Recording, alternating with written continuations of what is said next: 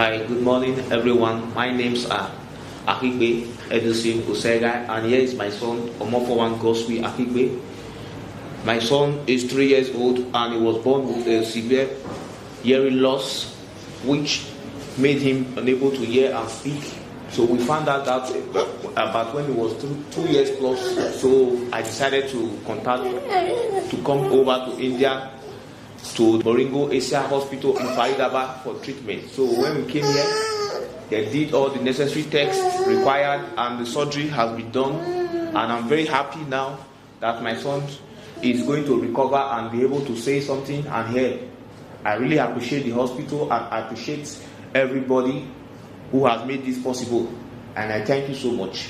The patient Omofowan Godswill, 3-year young boy, came all the way from Nigeria to India for his hearing impairment problem.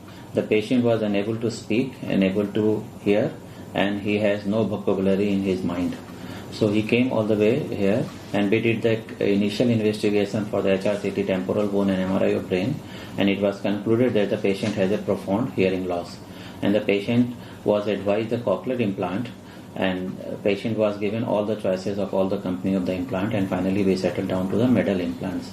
So what was wrong with the patient, that his cochlea was completely ossified.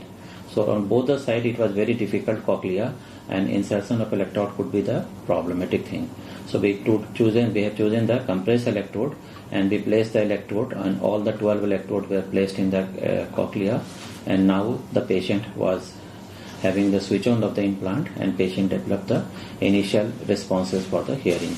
So the cochlear implant was done very successfully, and the child is stable, and patient was being discharged from the hospital on just the second day of the surgery, and the patient is sent back to his parent country just after 15 days of the surgery, and he is now doing very well.